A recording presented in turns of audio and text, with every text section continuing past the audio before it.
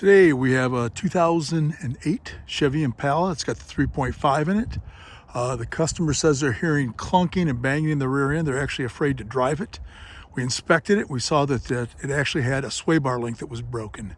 So we're going to show you where that's located and how to replace it. So once we get under the car, we were looking at our springs to make sure they weren't broken on our shocks. We checked our bushings on our sway bar link on both sides. Of course, it runs across the whole length of the car. That stabilizes your car in corners and stuff like that. And then we started looking at any rusted or broken parts. And see if I can move this. When I started yanking on this right here, I could see this is actually snapped right off. So we're gonna have to take the tire off so we can get easily at the bolts on that and pull that out. So we're actually gonna do it both sides because you have one on this side, of course, and then it goes straight across to the other side right there. And what we're going to do is replace both of them with a better product, and hopefully that should take care of the problem. First thing we do is start off by taking off these 5 19mm lug nuts, and then we'll be able to see the sway bar link easier. Like I'd mentioned earlier, we look for the springs to make sure there's no breaks in this, because that's happened quite a few times where the rear springs are broken. That makes a noise when you're going down the road. But now that you're sitting here up on top with the wheel off, you can see your sway bar link, which is a 16 there and a 16 down there.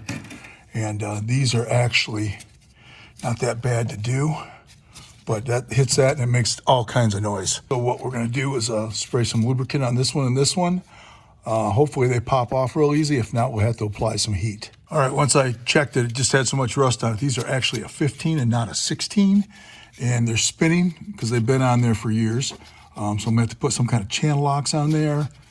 And even on this ball back here, you can see they don't have like a nut or something you can hook onto.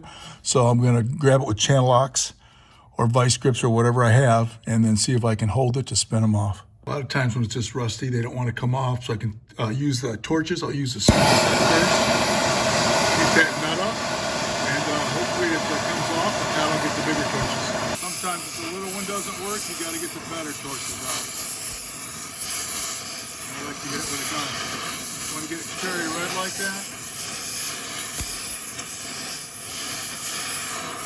We had to put vice grip on the back so it wouldn't spin. Now we'll hit it with a gun. You definitely don't want to touch it. We got the vice grip on the back, and now that it's that hot, you should be able to back it off with the impact tool.